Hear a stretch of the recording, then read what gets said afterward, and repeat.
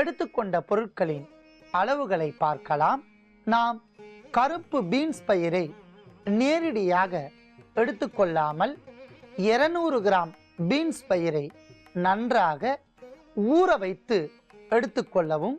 அடுத்ததாக கடலைப்பருப்பு 20 கிராம், உளுந்து 20 கிராம், சிறு வெங்காயம் நறுக்கி எடுத்துக்கொண்டது 50 கிராம், பச்சை மிளகாய் எண்ணிக்கையில் 4, நல்லெண்ணெய் தேவையான அளவிற்கு, கடுகு தேவையான அளவிற்கு, உப்பு தேவையான அளவிற்கு.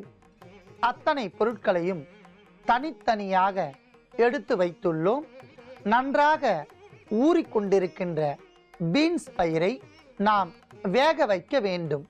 ஆகையால் 200 மில்லி நீரை வாணலில் இட்டு கொதிக்க வைக்க வேண்டும்.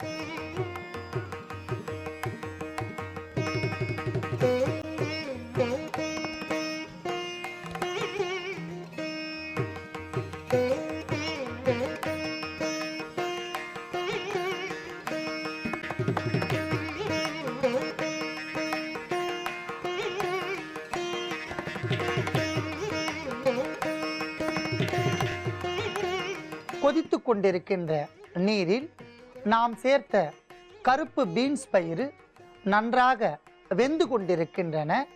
அத்துடன் நாம் தேவையான அளவிற்கு உப்பை சேர்க்கவும்.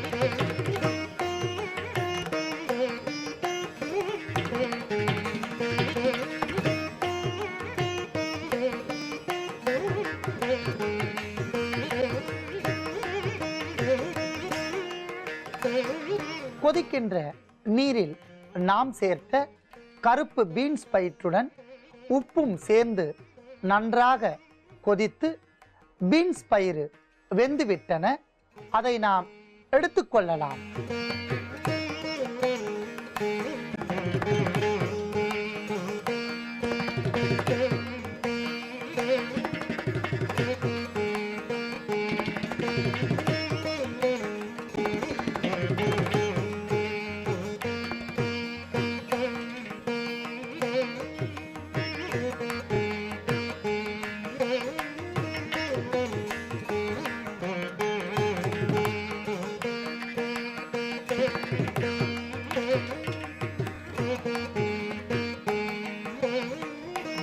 நன்றாக வெந்துவிட்ட கருப்பு பீன்ஸ் பயிரை நாம் தனியாக எடுத்து வைத்துள்ளோம்.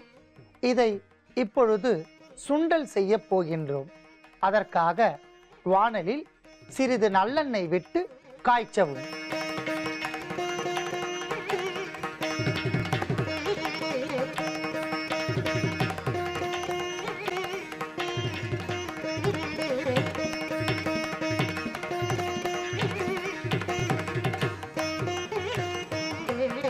அன்பான நேயர்களே, மிதமான சூட்டில் காய்ந்து கொண்டிருக்கின்ற நல்லெண்ணெயில் கடுகை சேர்த்து, அன்பான நேயர்களே, இப்பொழுது அதே பனிவரகை கொண்டு கடுமையான மூட்டு வலியை போக்குவதற்கான ஒரு எளிமையான மருத்துவத்தை பார்க்க போகின்றோம். பொதுவாக உடலில் கால்சிய சத்து குறைந்தால் எலும்புகளுக்கு பலம் குறையும். எலும்புகள் தேய்மானம் அடைந்தவுடன் மூட்டு வலியும் கை கால்கள் வலியும் ஏற்படும். அடுத்ததாக அளவிற்கு அதிகமான உடல் எடை, ஓவர் ஒபேசிட்டி, உடல் எடை கூடினாலும் மூட்டுப்பகுதி கடுமையான வலி ஏற்படும். இந்த நோய்களுக்கு முற்றிலும் நீக்கிக் கொள்வதற்கான ஒரு எளிமையான மருத்துவத்தை பார்க்கலாம். அதற்காக இன்று நாம் எடுத்துக்கொண்டது சிறுதானியம் பனிவரகு. பனிவரகு கடுமையான மூட்டு வலியை போக்கும். மூட்டு வலிகளில் இருக்கக்கூடிய அந்த அழுத்தத்தை குறைத்து வீக்கங்களை தணிக்கும். பல வாத நோய்களை போக்கும் என்பதால் நாம் பனிவரகையும் எடுத்து வைத்துள்ளோம். அடுத்ததாக நாம் எடுத்துக்கொண்ட பொருள் முருங்கைக்கீரை. முருங்கைக்கீரை வைட்டமின் ஏ, ஈ சத்து கொண்டது. மூட்டு வலிக்கு இரும்பு சத்து அதிகமாக தேவைப்படுகின்ற ஒரு பொருள். இரும்பு சத்து அதிகமாக இருந்தால் இரத்த சோகை நீங்கும். இரத்த சோகை நீங்கினால் உடல் அதீத பலப்பட்டு மூட்டு வலி வராமல் தடுக்கும் என்பதால் நாம் முருங்கைக்கீரையும் எடுத்து வைத்துள்ளோம். அடுத்ததாக நாம் எடுத்துக்கொண்ட பொருள் மிளகு.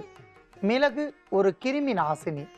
மூட்டு வலிக்கு ஆர்ஏ ஃபேக்டர், ரொமாட்டிக் ஆர்த்ரைட்டிஸ் என்று சொல்லக்கூடிய நோய் கிருமிகள் ஒவ்வாமை ஏற்பட்டால் அதை தடுக்கும் என்பதால் மிளகையும் எடுத்து வைத்துள்ளோம்.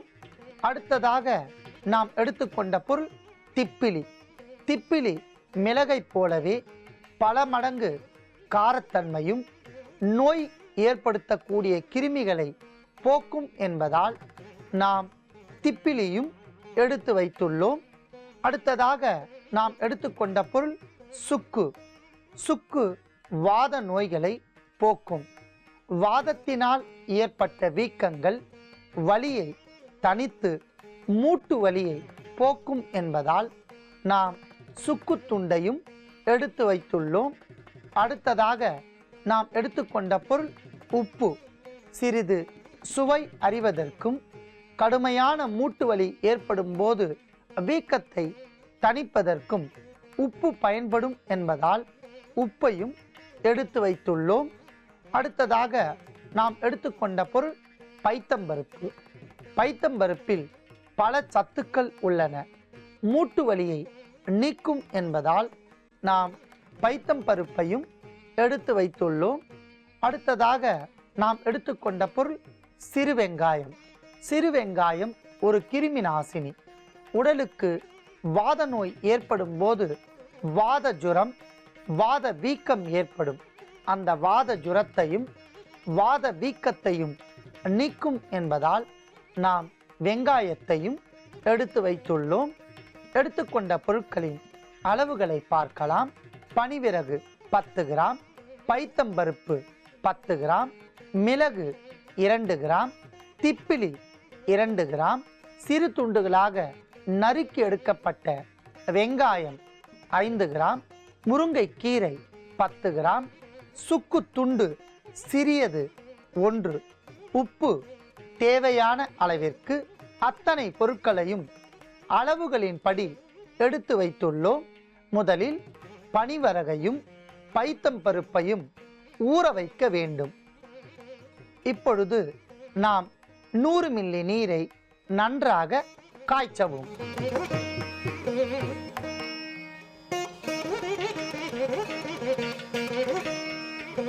கொதித்து கொண்டிருக்கின்ற நீரில் நாம் ஊற வைத்து கொண்டிருந்த பைத்தம்பருப்பு, பனிவரகையும் சேர்த்து 2 தேக்கரண்டி நீரில் இடவும்.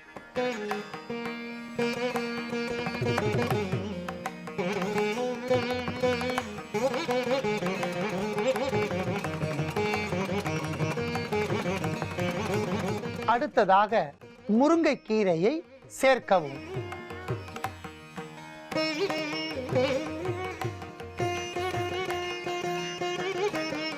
அடுத்ததாக வெங்காயத்தை சேர்க்கவும்.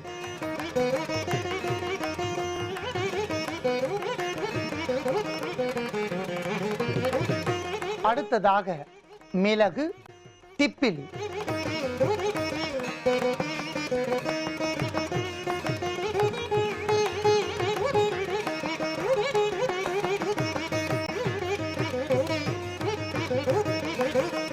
அடுத்ததாக சுக்கு, தேவையான அளவிற்கு உப்பு.